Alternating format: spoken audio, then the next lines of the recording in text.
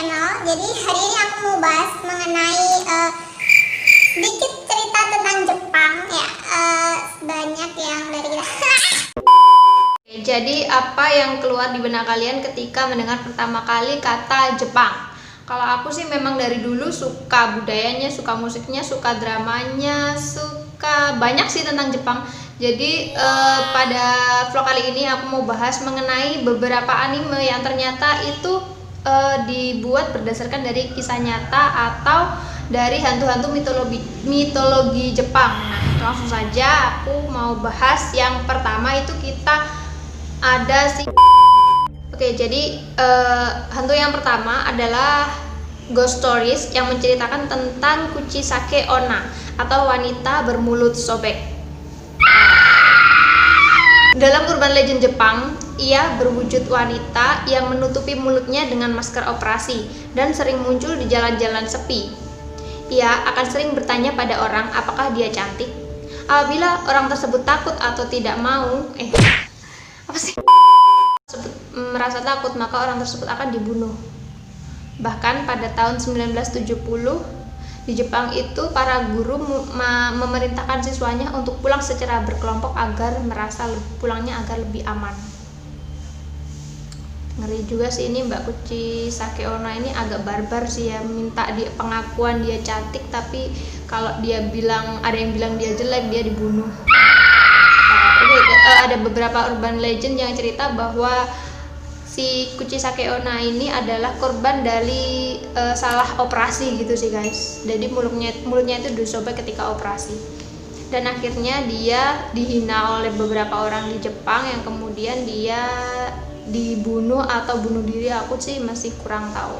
Mungkin kalau ada yang tahu silakan di komen di bawah ya. Oke, selanjutnya adalah si Rosario the Vampire apa vampir ya, itulah pokoknya. Jadi dia adalah hantu wanita cantik yang hidupnya di pegunungan salju. Hantu ini jenis hantu ini sebenarnya udah sering banget ditampilkan di beberapa anime. Salah satu yang aku tahu itu ada di Inuyasha. Ada salah satu episode di mana si pendeta itu dia ketipu sama kecantikannya si hantu salju tersebut dan dibawa ke daerah pegunungan salju gitu ya nggak sih? Kalau kalian pencinta Inuyasha, kalian juga pasti tahu episode itu.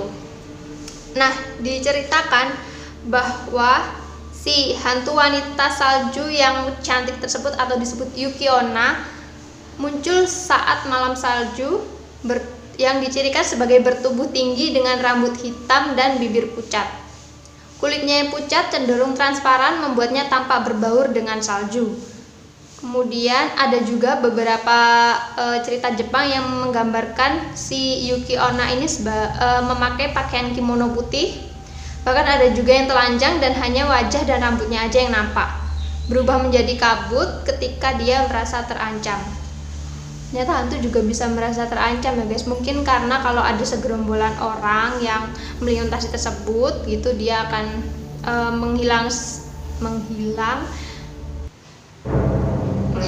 Tapi kalau orangnya sendiri itu dia berbahaya terancam. Selanjutnya adalah film anime Summer Days with Ko. Jadi anime ini menceritakan tentang seorang anak laki-laki yang sengaja membangunkan roh sungai yang bernama Ko yang kemudian tinggal bersamanya di dalam keluarganya. Maka suatu hari mereka menyadari bahwa sebenarnya Ko itu tidak bisa hidup bersama mereka. Nah, dalam mitologi Jepang, Ko itu digambarkan sebagai sesosok makhluk amfibi bermulut paruh, kaki dan tangannya berselaput, punggung memiliki tempurung kura-kura, kepalanya memiliki semacam mangkuk berisi air. Seperti itu. Dan dia juga masuk dalam bagian dari kriptozoologi atau ilmu tentang hewan yang tersembunyi maupun hewan yang keberadaannya belum terbukti. Kemudian dalam agama Shinto, hewan kappa ini juga disebut dalam dewa air atau yang biasa disebut Suijin. Bentuknya agak horor sih, tapi untuk penggambarannya kayaknya dia lebih pendek sih ya. Dia percampuran beberapa hewan gitu. Menarik. Ini adalah Ushio and Tora, comically deformed theater yang menceritakan tentang hantu Akaname atau penjilat kotoran. Jadi si Akaname ini digambarkan berwarna merah dan dia adalah perwujudan dari rasa takut ketika menggunakan kamar mandi yang gelap dan di tengah malam. Konon dia datang untuk menjilat noda dan kotoran yang masih tersisa di kamar mandi.